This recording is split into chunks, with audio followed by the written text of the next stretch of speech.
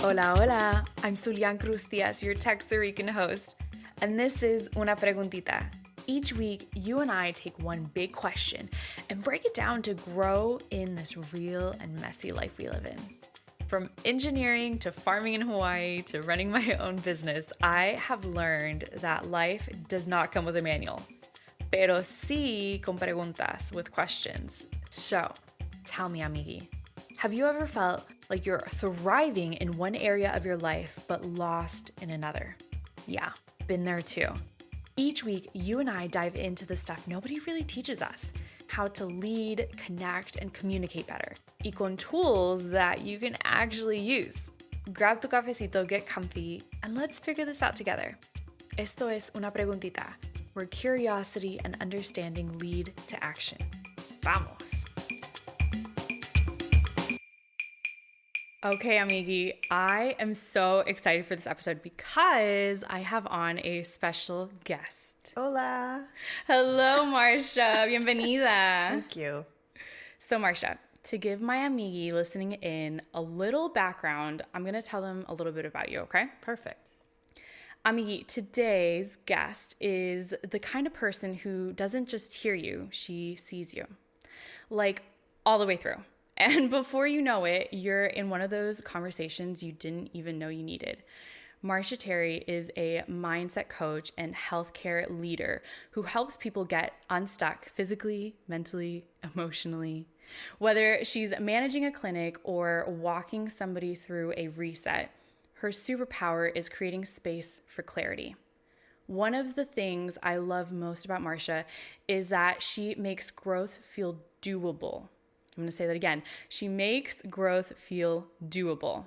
She's not here to sell you a morning routine or tell you, just think positive. She's here to help you slow down, tune in, and finally make decisions that feel right. Whether you're running a business, running a team, or running on empty, this one's going to give you language, perspective, and a few gut checks along the way. Marsha, welcome to Una Preguntita. Thank you so much. I'm excited to be here. Yes. So every episode, we always get started with una preguntita, a question. Okay. And the question today is, I want to go ahead and get started with mindsets. So what belief, Marsha, or mindset did you once have that helped you succeed in one season of life, but is doing the opposite in another?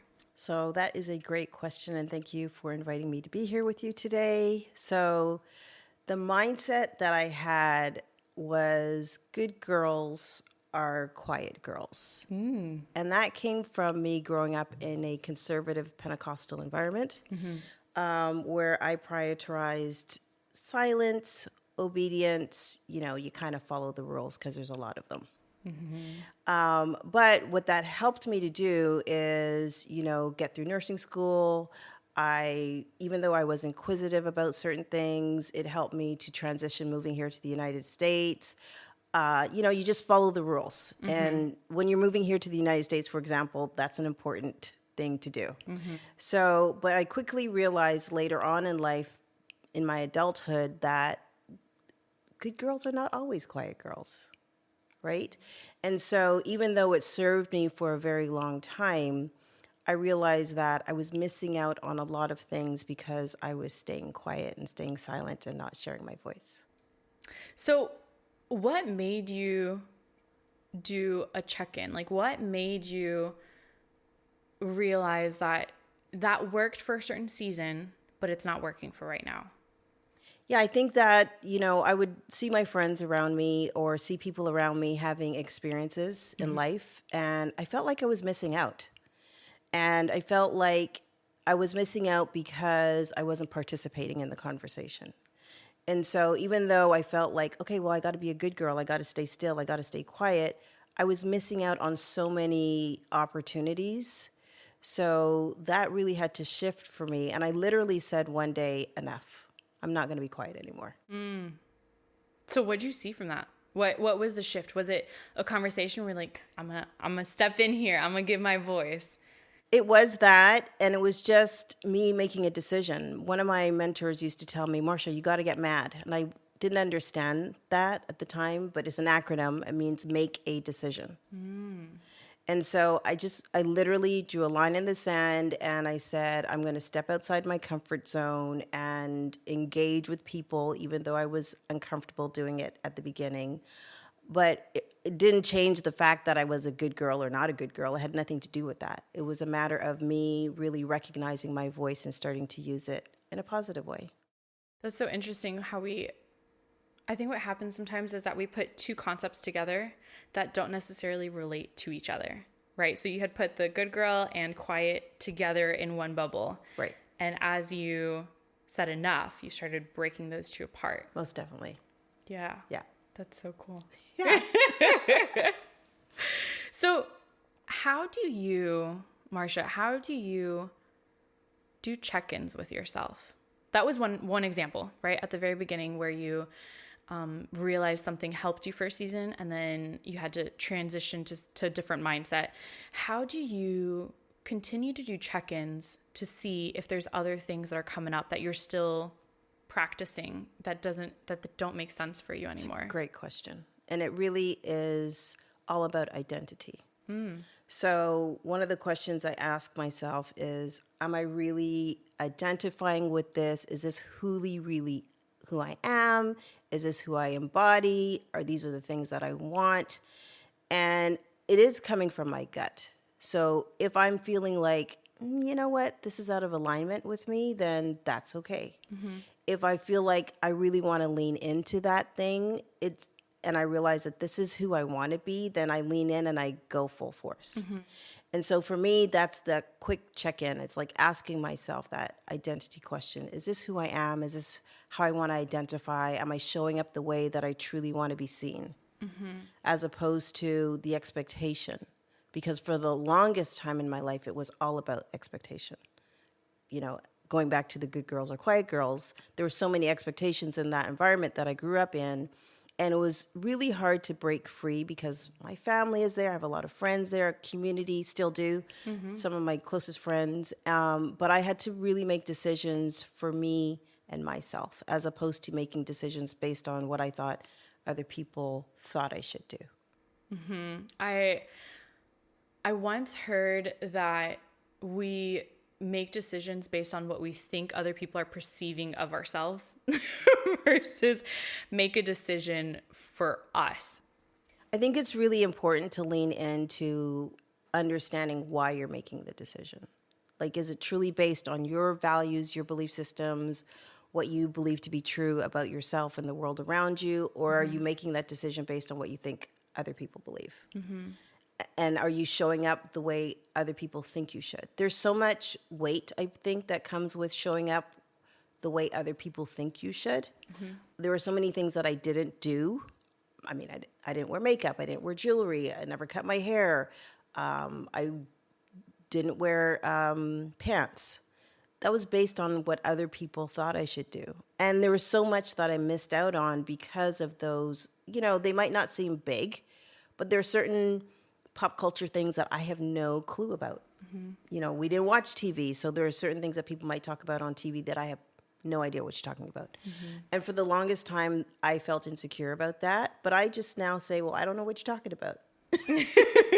Share. I want to know. And so when you are coming into those spaces, did it just take time for you to grow into yourself, or was it not necessarily related to time or age?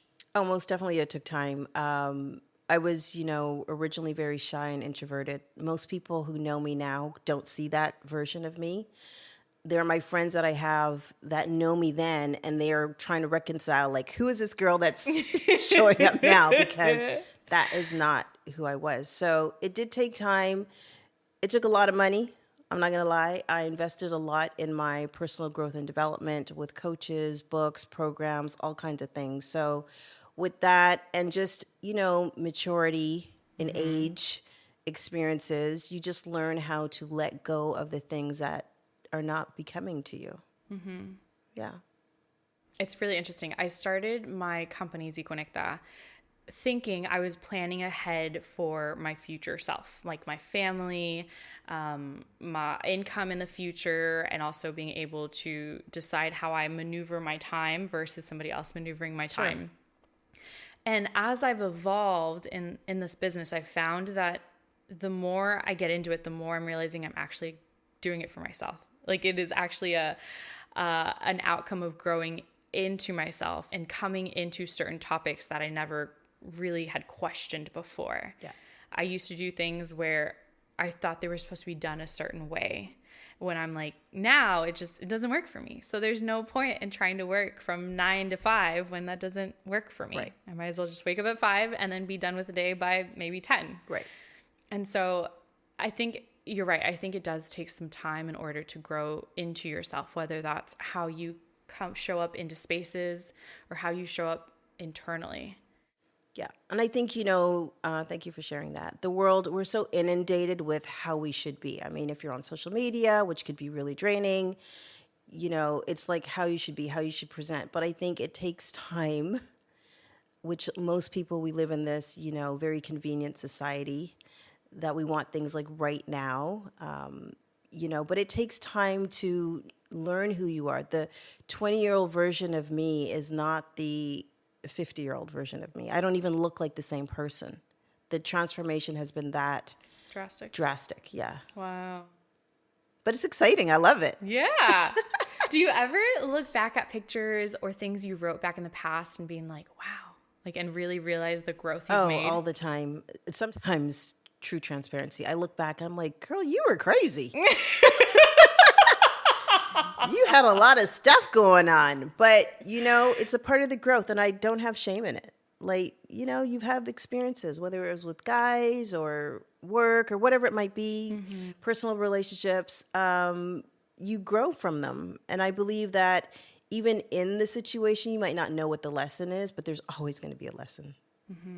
There's always a lesson. Sometimes you have to get on the other side of it to learn and be like, okay, that's why that happened, So I think it's a part of growing and it's a part of maturing through life.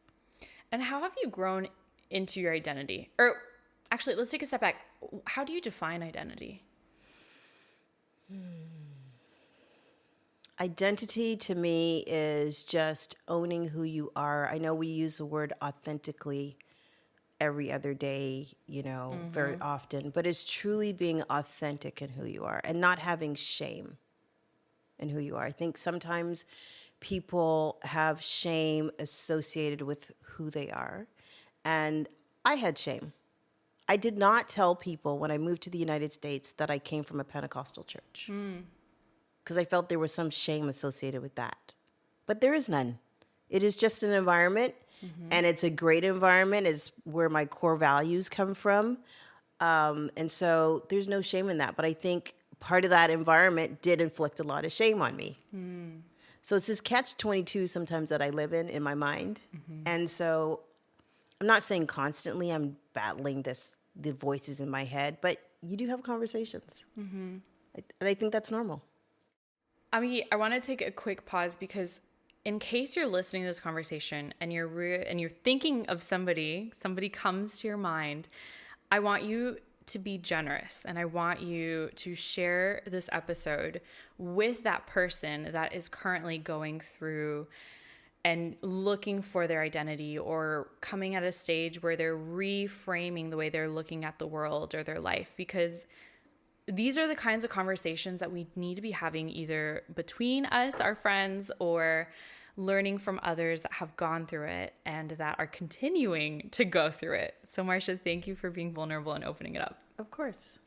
So let's go back to that question that I originally wanted. How have you stepped into your identity? How do you identify yourself?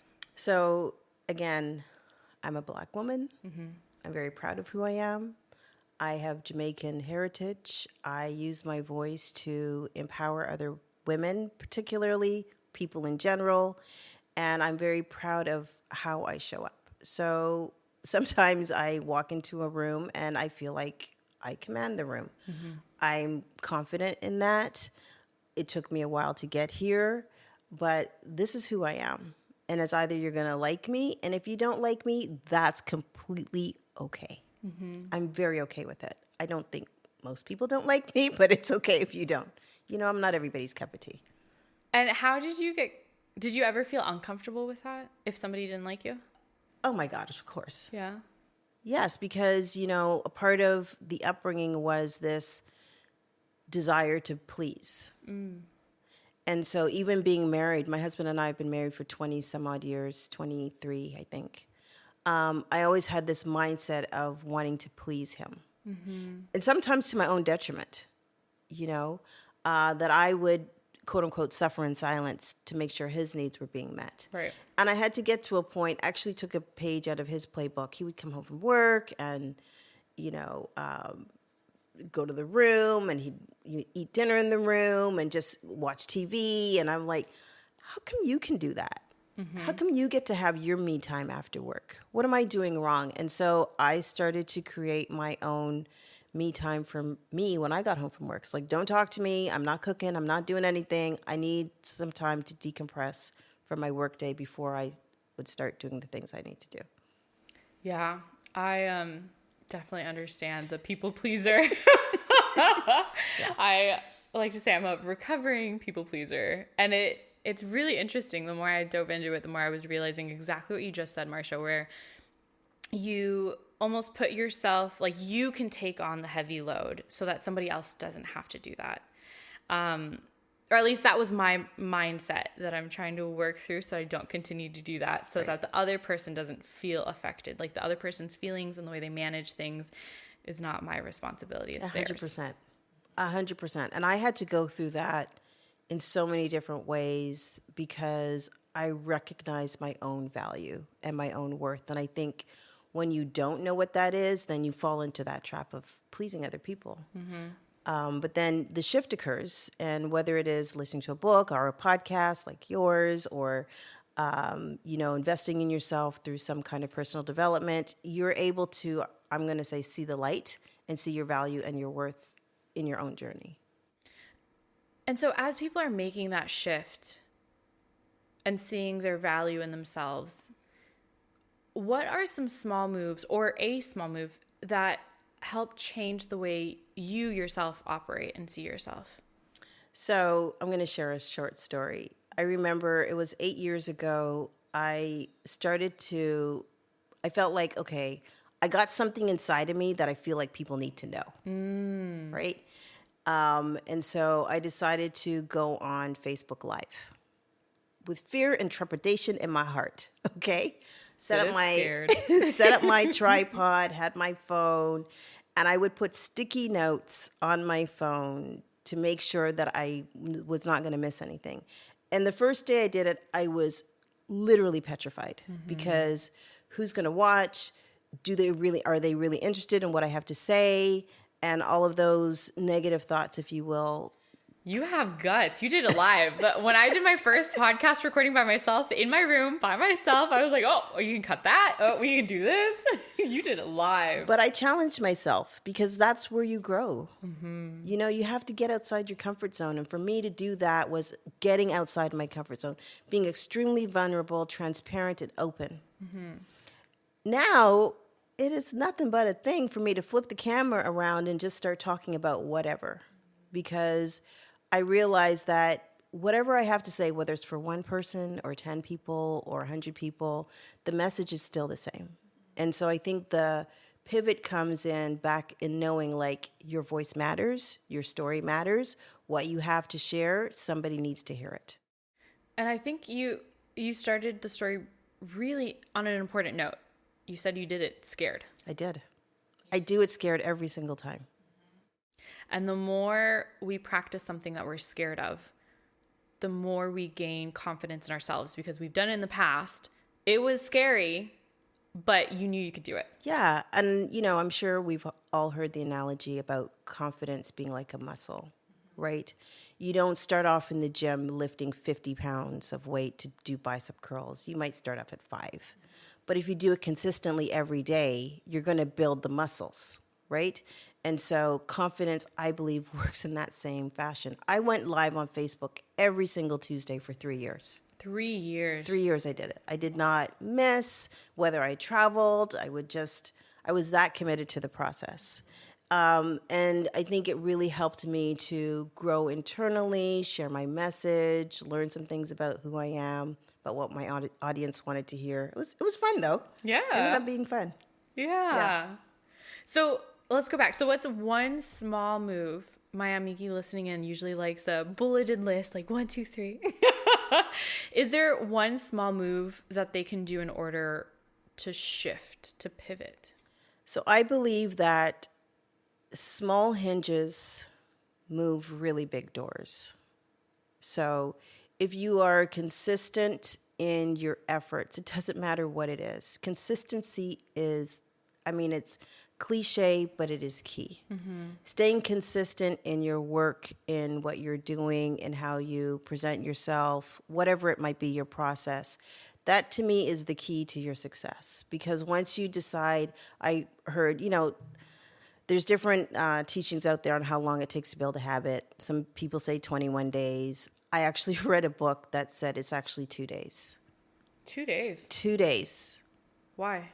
Because once you come off it, it's harder to go back. And I practiced it. I'm like, you know what? Let me not meditate for 2 days in a row. What happens? Then I'm not meditating the entire week. But if I stay consistent and I don't break that habit, I'm probably going to stay consistent. As opposed to, you try the 21 days. And I'm not saying that that's not true, but the book said it takes 2 days to form a habit. I'm like, well, let me try it and see. And so once you break it, though, it's harder to get back. And so to me, being consistent is absolutely important. And I think that how you do one thing is how you do everything. So, I think about my son, his room is always crazy, a mess. There's always so much going on in his bedroom. And then, that might apply to other areas of his life. His finances might be a little whacked, right? Health might not be in check. So how you do one thing is how you do everything. So you need to check yourself on how you're doing the one thing. That checks out for me. Yes, I tend to be very detail oriented, but I am rushing everything. It all comes out detail oriented. My room is still, I know exactly where my clip is. I know exactly where my tissues are. Everything is exactly where they need to be, but I put them there rushed. Yeah. And then you ask, how does that translate into other areas of your life? I was rushing for this podcast. Yeah. And it's not a bad thing. It's just, to me, about the awareness of it all. So once you become aware, then you're able to ask better questions. You're able to look for solutions. You know what I'm saying? As opposed to just continuing down this path where you're not getting the return that you're looking for.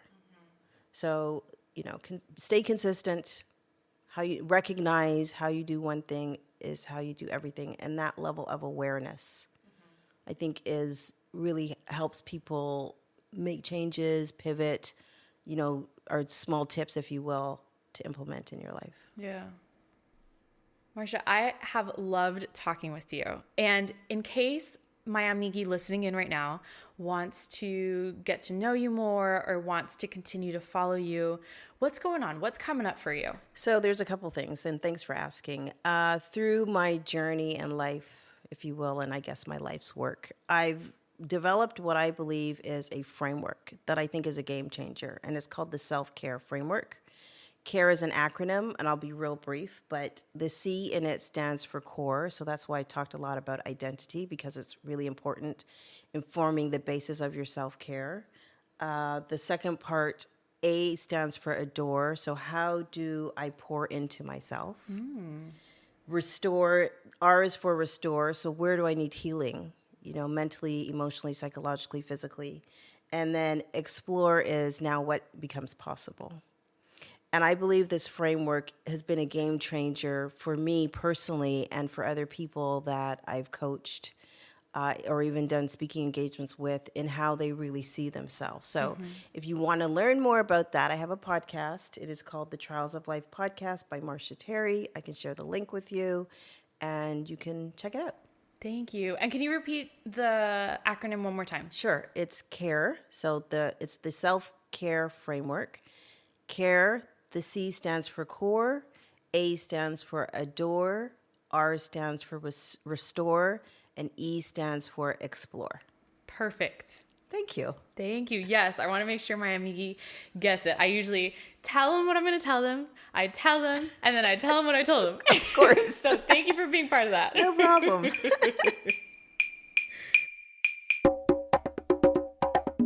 So in this section of the podcast, I usually am asked by my family, Zulean, ¿qué aprendiste? What'd you learn this week? But because you're on with me today, I get to flip it on you. Marsha, amiga, what did you learn this week? So this is a great question because this week I'm on day 8 of a liver detox. Oh. So it's basically a cleanse and it's 21 days. And what I learned is that, number one, don't try to do a detox in the summertime. Okay. We were inundated on the very first day. A friend invited us to go out and he was barbecuing and he had amazing wine and he knows we like to drink wine. Day 1. And it was every day after that. Oh, there are man. so many things that I realize that we do that surround food. A lot of our socializing is around food. So just be aware if you're going to do something like this, be aware of the timing. The other thing is I realize that I can do hard things. Tell me more. Because this has been really hard.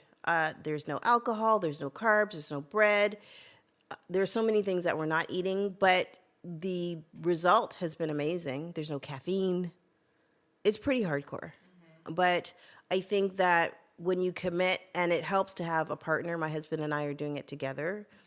So whether it's your spouse or a friend, you can do the hard things together. And then the last thing is really, it is mind over matter. My office manager came into my office, I think on Wednesday, with a chocolate chip cookie, which is my favorite cookie. Oh, no. And I was like, get that away from me, right? I could have had the cookie. Who's going to know? Right. But it is mind over matter. And I just pushed through, and we've been pushing through every day, and we'll continue to push through day 21. Yeah, I'm sure of it. Yeah. No, it's really interesting though. I learned mind over matter. So growing up, I always was a swimmer until college, and then I rowed on the university team. And so that was one of it. One time you get to a certain point where your mind is like, I can't do this anymore. My body can't. And then you just go numb and you keep on going and you keep on going. And it's really just mind over matter. It is. I used to have a personal trainer, and he would say, time is an emotion. I'm like, what do you mean time is an emotion? But when you're doing a plank and you're holding that position for a minute, it really is an emotion. And you literally would push through because it's just about the emotion. So, time is not really time, it's an emotion. Well, thank you for coming on today. It was a pleasure having you. I really enjoyed being here, Zulean. It's been fun. Thank you. Thank you. If you enjoyed this podcast just as much as I enjoyed creating it for you, please share it, rate it, and write a review. What did you take away from today? I'm sending you un huge abrazo y nos vemos en la próxima.